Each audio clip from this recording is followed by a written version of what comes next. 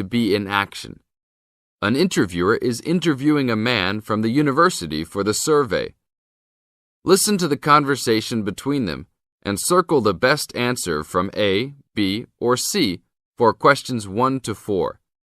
You now have some time to read questions 1 to 4.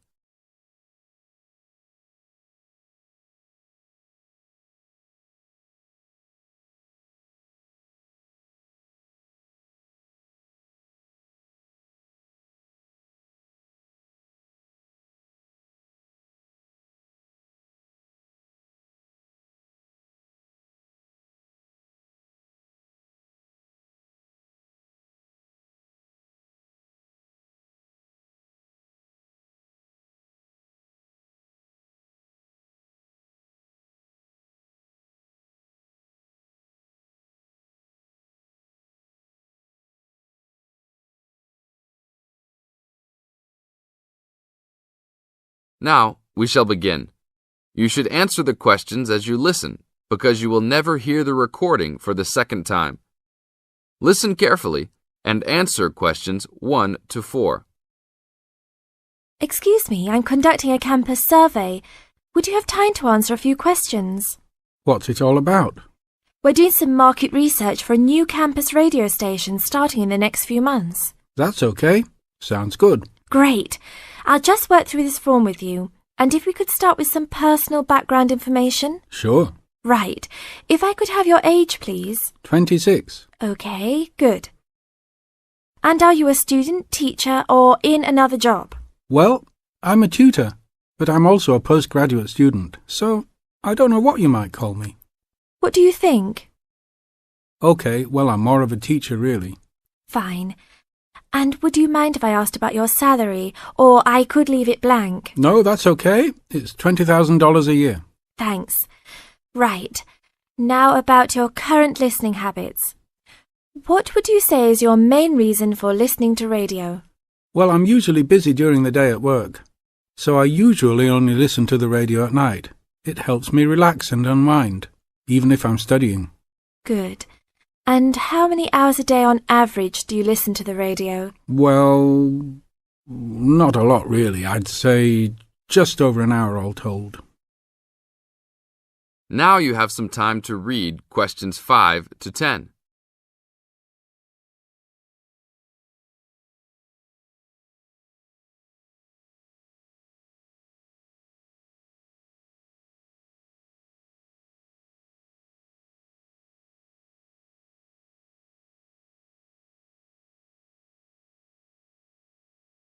Now listen to the second part of the interview and answer questions 5 to 10. So, what are the 2 main times of the day that you listen to the radio? Well, for a little while around breakfast time, and then it tends to be later, after dinner, when I've finished any serious work I need to do. And what sort of radio programs do you like? I like the news, but I also like classical music. It helps me to relax. Fine. And turning to the new campus station, which type of programs would you prefer? I think the existing radio stations cater for my need for news. So I'd like to see programs about local information, providing a service to the campus community. And in the same vein, perhaps more for academic viewers, some lectures or relevant programs. I see. And if you had to give the new director some specific advice when they set up the station, what would you tell them? I think I'd advise them to be careful about the quality of the broadcasts. The sound system. There are a lot of radio stations and people can change their loyalty quickly if it doesn't meet their needs. I think they should do more of these kinds of interview too, talking with existing and potential customers. Oh, I'm pleased you think it's useful. Certainly, yeah. Good. Now, this station will not be fully funded by the university. So how often do you think it is tolerable to have adverts? I think, out of that list, I'd say every quarter of an hour. Of course, that's providing they don't last for 10 minutes each time. Oh, quite. And are you interested in attending any of the special promotions for the new station? Yes, I'd be happy to. as long as they're held on the campus or nearby. OK, I'll note that down. And finally, may we put you on our mailing list? Well, I'd prefer not, except for the information about the promotions you just mentioned. OK. Can I have your name and address? Of course. I have a card I can give you. Oh, great. And thanks a lot for your time, and we look forward to seeing you. Yeah, sure. Thanks. That is the end of part 1. You now have half a minute to check your answers.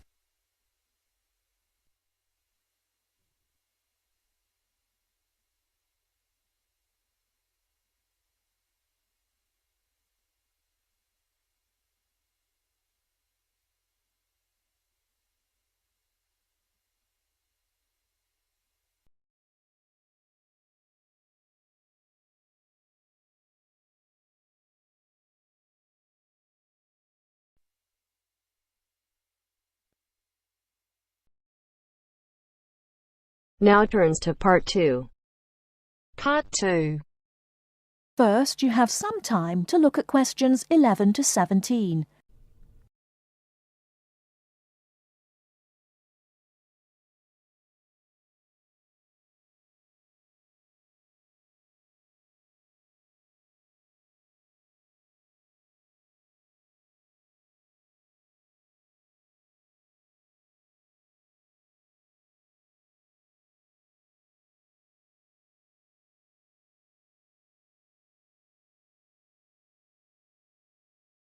Now, listen carefully and answer questions 11 to 17.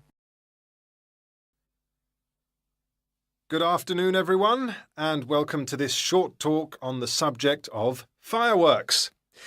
Now, fireworks, as I'm sure many of you know, were invented in China, though there has long been disagreement as to exactly when, or even in which century.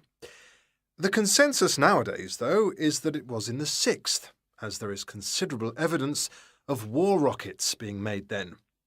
We also know that fireworks were in use by the 7th century in Arabia, where they were called Chinese arrows, reflecting their military potential. It then took a long time for them to spread to Europe. In fact, it wasn't until the 1200s that fireworks made their appearance there.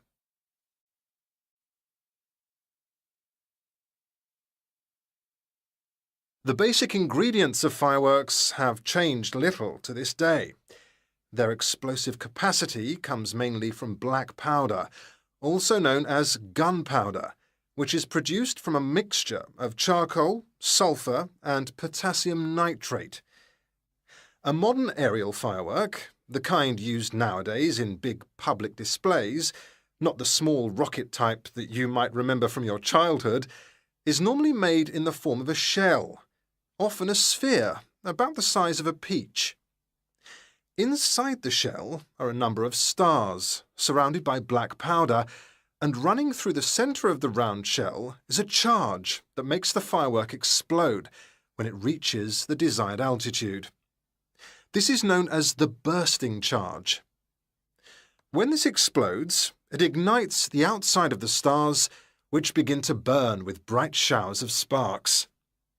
Since the explosion throws the stars in all directions, you get the huge sphere of sparkling light that is so familiar at firework displays. A shell of this kind is launched from a 75mm diameter mortar, which in some ways resembles the type used by the military. The mortar is a steel, or increasingly for safety reasons, shatterproof plastic pipe. This is likely to be 500mm long and sealed at one end. The other end is aimed at the sky, and at the bottom of the pipe, below the shell, is placed a cylinder containing black powder. This has a long fuse, which projects out of the tube. When this is lit, it quickly burns down to the lifting charge, which explodes to launch the shell. In so doing, it also lights the shell's fuse. The shell's fuse burns while the shell rises to its correct altitude and then ignites the bursting charge so it explodes. Before you hear the rest of the talk, you have some time to look at questions 18 to 20.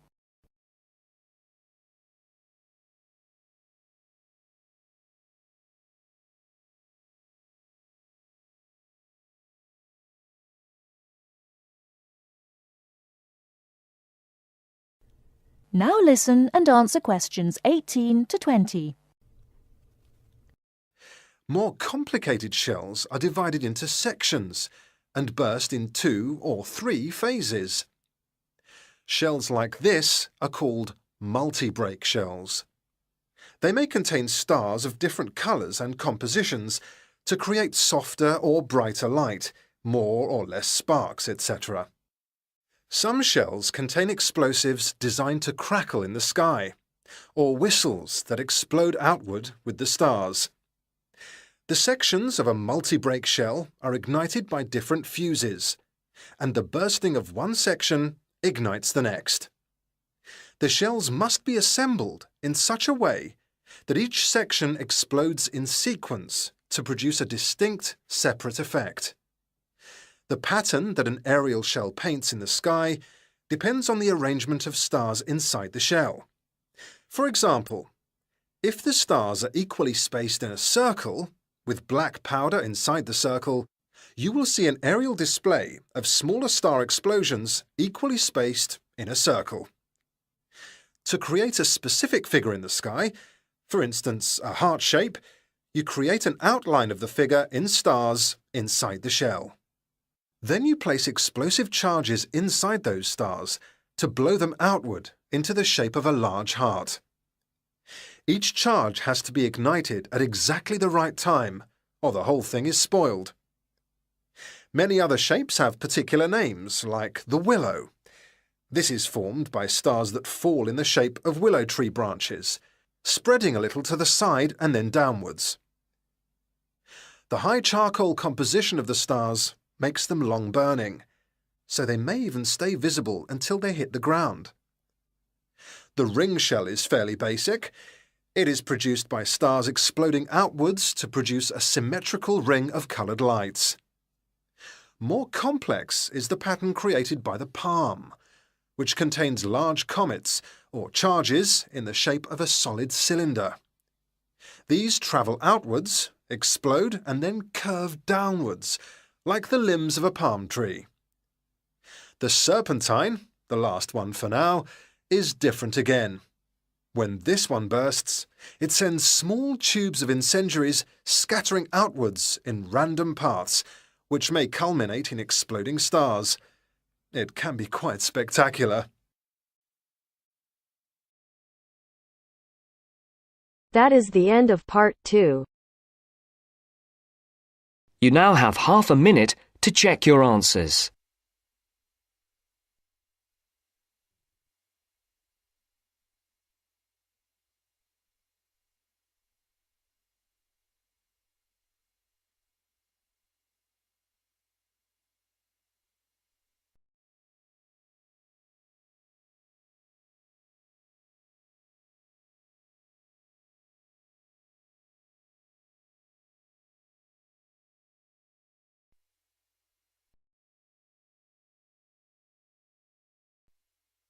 Now turns to part 3.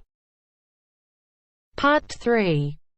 I have with me today Matthew East, a registered osteopath and a supporter of alternative techniques in healthcare. Matthew, can you tell us more about osteopathy? First, you have some time to look at questions 21 to 26.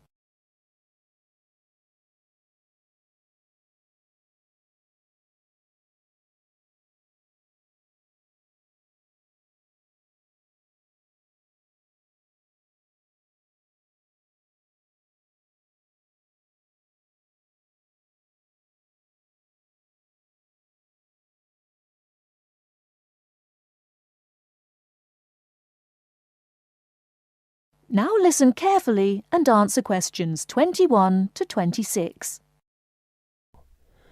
Over the past 50 years, there have been some radical changes in medicine as it is known in the West. This is largely the result of vast improvements in technology, but also in the rising importance of alternative treatments. I have with me today Matthew East, a registered osteopath and a supporter of alternative techniques in healthcare. Matthew, can you tell us more about osteopathy? Well, perhaps the first thing I should say is that the term alternative is actually a little misleading, as I am referring to approaches and attitudes to health that were in common use long before Western medicine was established. I prefer the term natural. Anyway, I'll begin by telling you a little about osteopathy. Basically, osteopathy is the manipulation of muscles in order to alleviate stresses and tensions that lead to pain. Now, unlike Western medicine, osteopathy considers the whole body, not just the affected area, and this is a very important principle of natural remedies. The whole body must be considered before a course of treatment can be decided upon. You see, the aim of therapies like osteopathy is not only to repair the body, but also to get the body treating itself. And this does not come from treating the symptoms. To give an example, I recently treated a 2-month-old baby who was screaming all day and was even worse at night. The couple had taken the baby to their doctor, but the only advice they were given was that the baby would grow out of it. However, the real problem stemmed from a difficult birth, which put pressure on the baby's neck.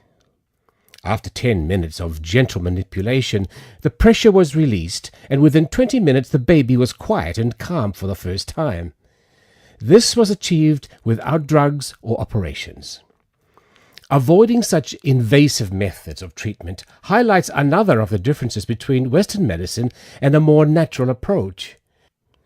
You see, Western medicine often uses surgery in order to find a solution to problems that could have been addressed with simple remedies. A medical approach that looks closely at how essential an operation is before it is performed would offer patients a considerably less stressful method of treatment, not to mention the financial savings. Natural remedies actually amount to about 10% of the cost of a Western course of treatment. Before you hear the rest of the talk, you have some time to look at questions 27 to 30.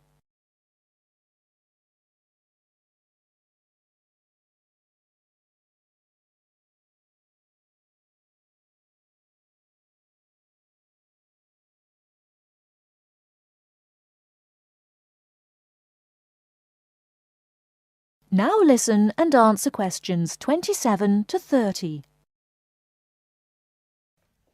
I'd like to mention the subject of surgery again a little later, but I would like to say at this point that there are those that claim that the benefits of osteopathy and herbal therapies are largely psychological, that they have not undergone the clinical trials that pharmaceuticals have.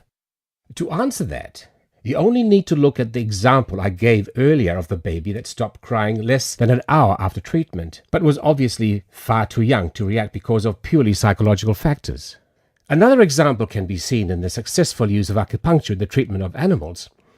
In response to criticism regarding clinical trials, it is worth noting that the power of pharmaceutical companies is such that, although some drugs fail the standards required of them, they are sometimes still prescribed by doctors. Moving on to another point, it should be stressed that natural remedies, in addition to having no side effects, can also be applied to any patient. Now, I'm not suggesting that the same treatments are used indiscriminately. Although natural remedies can be used with any age group, the treatment selected is very specific to the person.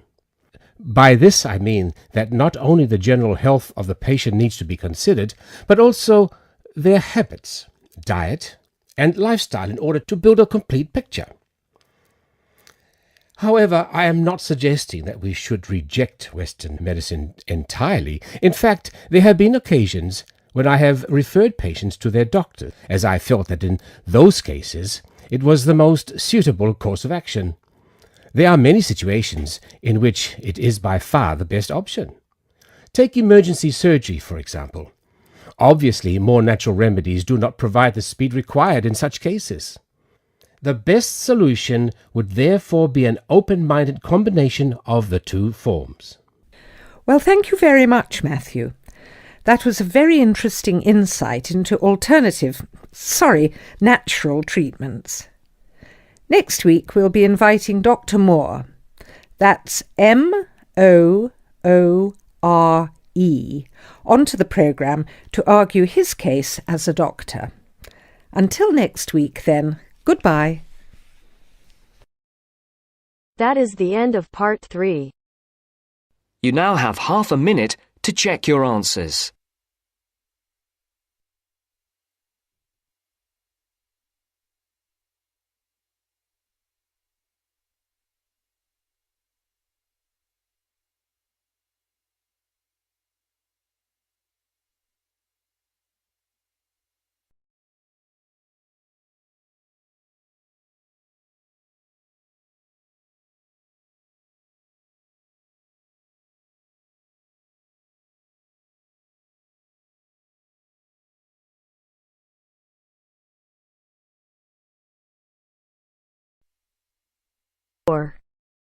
Part 4.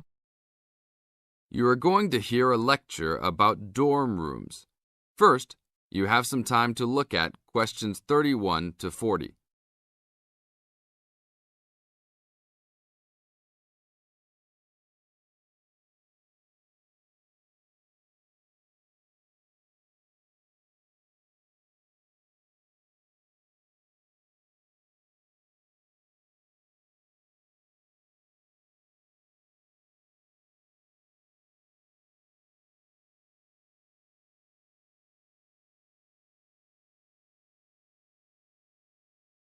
Now listen to the tape and answer questions 31 to 40.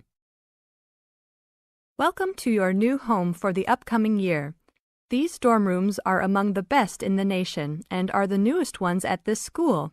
So I hope you will all learn to appreciate them and take good care of all the facilities here. I am Gina, and I will be residential advisor in this building for the year. Today I am going to tell you about some of the programs and facilities that are available to you. I will also be telling you the rules that everyone is expected to abide by. I will be asking you to give me your full attention for the next few minutes. I will first tell you about the facilities that are available to you. The dining facility is located on the first floor of the building. It is open 7 days a week from 7 a.m. to midnight. All the food offered to students is freshly made every day, and my own opinion is that the food is actually quite good. Feel free to come and grab a banana for breakfast or sit down with a group of friends for dinner. Although your meals are served buffet style, please do not waste food. All students are expected to clean their own tables after meals. In the basement of this building, there is a gym and recreational hall. The gym has workout equipment such as treadmills and weight sets. In the recreational hall, there are ping pong tables and a pool table for student use. You must sign in when using this equipment, and you will be held responsible for any damages or losses. The gym and recreational hall are open daily from 10 a.m. to 10 p.m.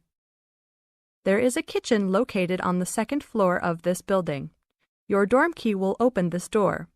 Inside there is a refrigerator, a microwave, an oven, and a stove. This room is open 24 hours a day, 7 days a week. If you decide to cook a meal, please be considerate to all the students and clean up after yourself. You can use some food in here, but please do not make a mess. Some students do end up having their food eaten from the fridge, so be careful. Don't leave anything that looks like it tastes really good. Do not leave pots and pans lying around in the kitchen. Please store these in your room. There are many programs being sponsored by our building this year. One of the most popular is our Saturday morning outings. In the past years, these trips have included going fishing, hiking, cycling, ice skating, and even going to the beach. There will be a listing of scheduled events coming out soon. The university sponsors these trips, so transportation will be provided. However, there are usually some costs associated, though they are usually minimal. Our building also has a volleyball team. All students who live in this building are welcome to join. Last year we won first place in the dorm league. Please sign up at the front desk if you are interested as soon as possible, as there are only 20 spaces available based on a first-come, first-serve rule. The last things I want to talk about are the rules of our building. I know rules can be boring, but they are necessary to ensure the welfare of everyone living here. First, noise levels must be kept to a minimum after 11 p.m. Many students have early classes, so for those of you that have the luxury of sleeping until 10, please don't stay up late making lots of noise. Secondly, all visitors must sign in at the front door. Even if you have friends that are regular visitors, they must still always sign in. This rule is to prevent theft and robbery from occurring. Thirdly, alcohol and drugs are not permitted in this dorm in any place or at any time. Lastly, just be safe and have a great time. University is the greatest time of your life, so make the most of it. Thank you all for your attention. That is the end of part 4. You now have half a minute to check your answers.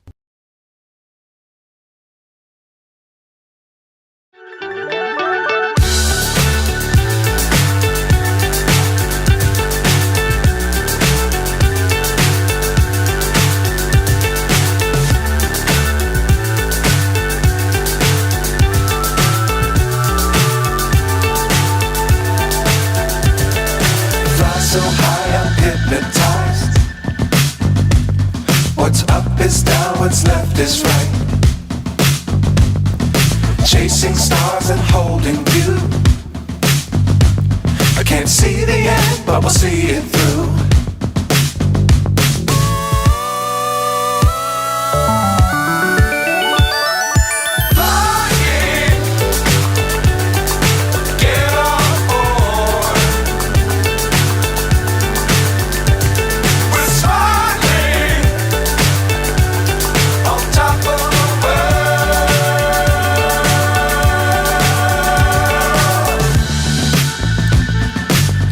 Times don't fly too high.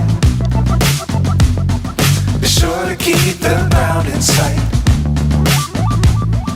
Fly forever if you keep it tight. Love the world but keep the sky on your mind.